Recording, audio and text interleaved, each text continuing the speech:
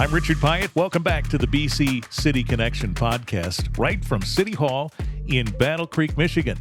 If you've been with us over a number of episodes, you're familiar with these. I would point out, though, this is the second in a special sub-series of episodes focused on housing and efforts therein. Darcy Schmitt's back with us, Supervisor of Planning in the city of Battle Creek, and Krista Trout-Edwards oversees the Calhoun County Land Bank. We're going to talk about how we all work together. Welcome to you both. Thank you. Thank you. Thanks for being here. Let's talk first, Krista, if you don't mind. Just give us sort of an overview of what the land bank is. When you think of the name, it makes sense when you think about banks. Okay, there's money in banks. This is a land bank. There's land in the bank, and you're managing that. That's correct. We don't have the money. We have the land.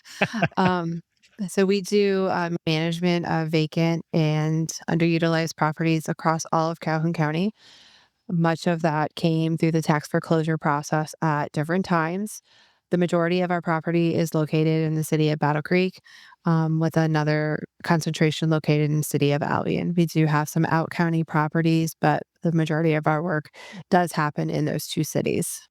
Well, this makes sense, Darcy, because if the city is trying to sort out challenges as it relates to housing and not enough of it, you can't ignore this, can you?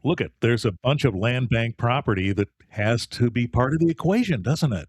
Exactly. So we're actually working on this very closely. What the land bank is doing and what we're doing, we have to partner. I mean, that's how we're going to get this done. Yeah. And so you talked just briefly there, Krista, about how you end up with a property in the land bank. But if you were to just summarize the process of how this happens, what's the typical path? Well, that path has changed over the years. So it used to be a property would go through the foreclosure process, go to auction, maybe not sell, and then come into the land bank by default.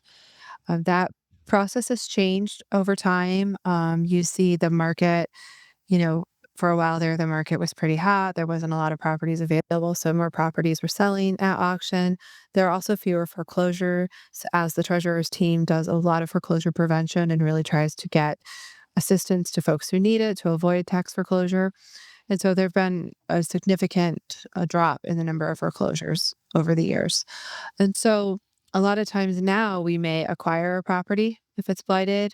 There may be a donation, or we may acquire a property from the county treasurer for the taxable value. So it used to be we received a lot of properties through that tax foreclosure process. Now we don't hardly receive any through that process. And so we may do an active acquisition if it makes sense, if it's supported in that area. So a lot of the properties in our inventory, we have just over 600. To give you a metric to measure that by, we used to have 1,300. So we've done a really good job of selling and disposing of properties where it makes sense over the years. A lot of those properties are ones that we received previously through that process, and our acquisitions have gone down significantly over time. So, Darcy, when you think about the properties the land bank owns in the city limits, what are some of the thoughts you have about how you can work together? Yeah, the city of Battle Creek has a number of vacant properties as well that they own in the same neighborhoods that the county has.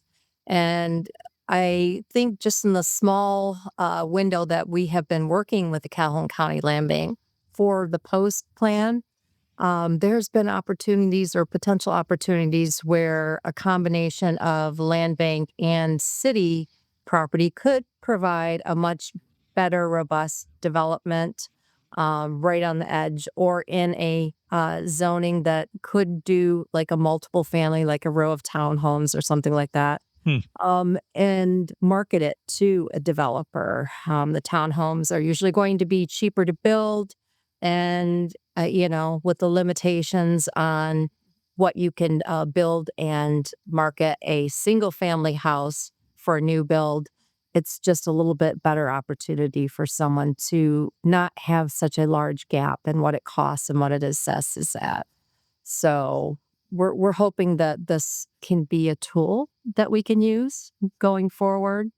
So it makes sense, Krista, the land bank owns a property on a street in the city of Battle Creek, and next door is another property that the city owns. Boy, it sure makes sense to try and work together to try and make something more out of all of that. I would say sometimes, yes, that definitely makes sense. You know, a lot goes into whether or not we acquire a property. As Darcy mentioned, there are some sites where the city and the land bank own the majority of a block, and it definitely makes sense there to assemble that property and package it as a development site and then try to attract a developer to that. Together, we can clear some development hurdles for a new developer or a local developer to work on that site. We can work with the neighborhood to get approval for a project in that area, and that just makes a more friendly site for a developer. In some other areas, you might have a neighbor who wants that, like if there's a shared driveway or there's an encroachment of a building. And so those are the things that we consider. So it's not a slam dunk that we would say, yes, we want that. When we did our land reuse strategy with the Washington Heights neighborhood, we actually considered all publicly owned properties in that process. And the neighborhood helped us decide which publicly owned sites from the city we wanted to acquire to package and land assembly. So that was a very open process where we looked at each site and we said, does it make sense for the land bank to acquire this? Because once we acquire it, we also acquire maintenance and other things that we have to start taking care of on that piece of property. So we want to be thoughtful about it. And then we also want to make sure that it's not going to serve a purpose for a neighbor. Well, that part of home ownership happens no matter who owns it. That's the point, right? You have some responsibilities, even if it's a property that needs TLC going forward. Nevertheless, if you're holding it, you're having to maintain it on some level. So, Darcy, when you envisioned how to make this work, there was input from the neighborhoods, as Krista just alluded, right? So, how did that all happen? Well, Krista's team has been setting this process up for quite some time. And when did you start working, Krista, with the post development or the post neighborhood planning council? We actually first started working with the Washington Heights Neighborhood Advisory Committee back in 2021, 2022. That was our first neighborhood that we sat down and did a land reuse strategy with. And we did that through an advisory committee in part because the neighborhood planning councils weren't meeting at that time because it was COVID. And we had a grant to do that work through the Kellogg Foundation. And that was our neighborhood where we owned the most properties. So we had 250 properties within that planning council. And we wanted to create a disposition strategy that was guided by residents and not by our team. And so we worked through that process. And as we did that with the Post Franklin Neighborhood Planning Council, they were interested in doing something similar.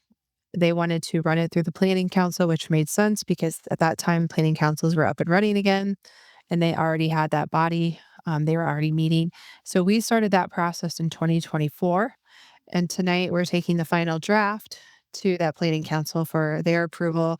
And that will go to our board for its approval later this month at our board of directors meeting. So it was a faster process in neighborhood planning council one, in part because we had fewer properties. We had 101 properties. Yeah, and the role that we played, Richard, was very small for this one.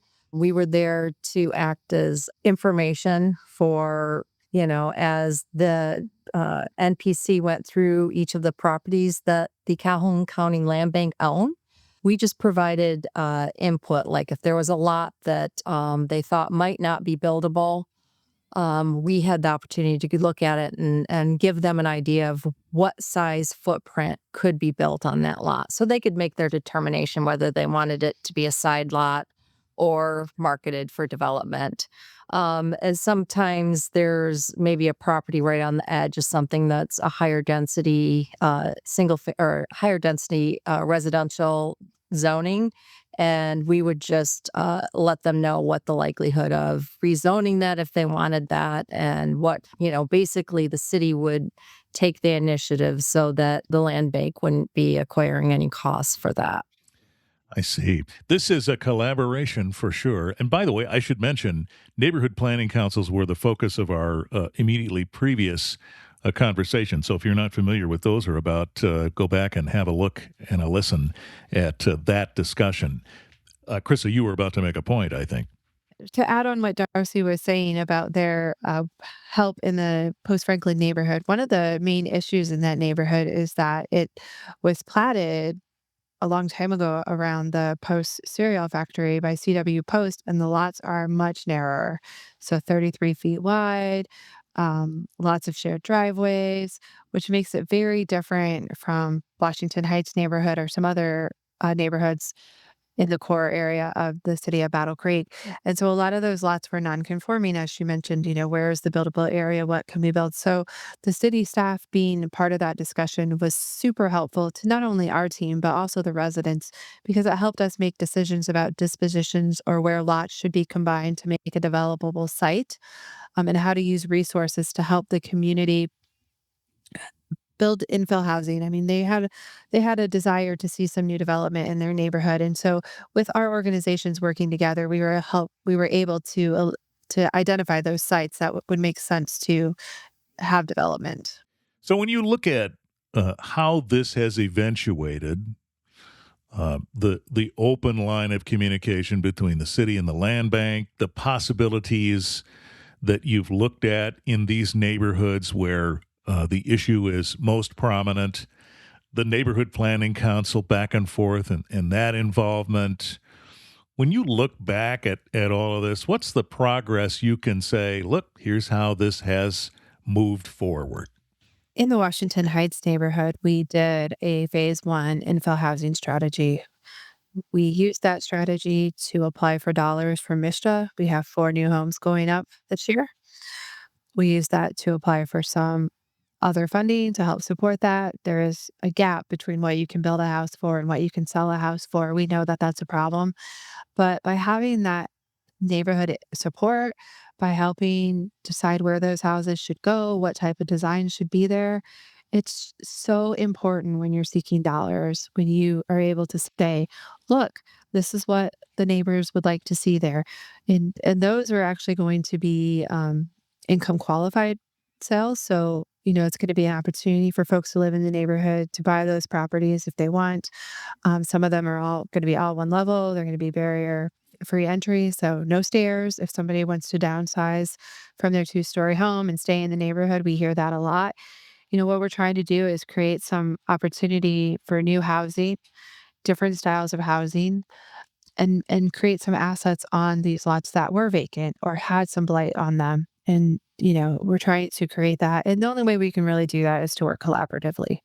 And I presume, too, that if you have examples like you've cited of how this has moved forward, then that's attractive to other builders, true? Right. Or even the ones you know. Right. And we're hoping too, because this is the whole process that Calhoun County Land Bank went through for the Post and for Washington Heights, really helped us have a jump start when we talked about the housing strategy that we're working on right now. And it's given us, some ideas and direction to go to even make it more appealing to market to builders. We don't have a lot of builders in the state of Michigan. We've lost a lot of them over the years, and there's processes in place. Krista's part of a really big one to recruit more people and get them trained and to be part of the builders around this area. And it gives us an opportunity to put together you know, opportunities for marketing to these builders, and getting rid of some of the obstacles. Like Krista said, the neighborhood has buy-in, so we're talking about different types of housing that may not have been welcomed before. That I think every neighborhood is different through this process. So So, Krista, if a builder is listening to this, what would you say to them about being more active in this potential opportunity? I would say the Calhoun Builders Connection meets every fourth Friday at the Link at 8 o'clock. They can come on down, have breakfast, meet our team, meet other builders. We do outreach engagement around how to build on county projects, but at those Fourth Friday coffee meetings, breakfast meetings, they can get information on projects we're building or we're bidding. They can get information on city projects and other projects going on around the community. They can also meet our team who does outreach. We just uploaded a new bidding process here at the county, a new vendor. So we're going to be doing a webinar on how to bid on that site, how to get registered. We try and make sure everybody knows how to do it, what we're looking for, so that they can be successful in their bidding process. And we would just say get involved, get engaged. And if you don't have a license yet, but you're working under someone, still come out, still talk to folks, because that's what that group is there for. It's for networking, it's for learning, it's for finding resources. And you don't know who you might meet there who could help you along in that process, too. Like we've got an insurance guy who comes and talks to them, a lawyer. I mean, and if you Yeah. need something, you talk to the team and we'll try to get somebody to come and speak on it or find a resource. It's hard, it's important, and, we're still kinda developing what it's gonna look like or what type of resources. We hear from the builders a lot about mentoring and apprenticeships and how can we help with that? So, there's more work to do, but, we want the folks who build in our community to live in our community, to spend money in our community, and having a healthy housing ecosystem means having a healthy construction ecosystem too. Yeah. Darcy, anything you want to add to that comment? I think this whole conversation is important because we do have so many partners in this community that are working very hard and being very creative to work together as a team and find creative ways to make this happen. It's not an easy thing to resolve. Housing is a big issue. The cost of materials, the cost of, even the construction costs, because we do have such a small team of billers to work with. It's going to cost a little more. Well, congratulations on the progress you've been able to make on all of this. And if folks have questions, check the show notes for this episode because there'll be a number of links there you can click through and ask those questions. And maybe if you're a builder and you want more info, attend the coffee session that happens once a month and get some of those answered. Krista, before we go, say it again. When and where? Fourth Friday of every month, except around the holidays, at the Link, 311 West Michigan in Battle Creek. Can't miss it. 8 o'clock. All right. Thanks to you both for the update. We'll be checking in again on all of this too and learn a little bit more, maybe specifics about some of the examples that you've been working on. So thank you. Thank you. Subscribe to the BC City Connection and be alerted when these episodes come available. We're back soon.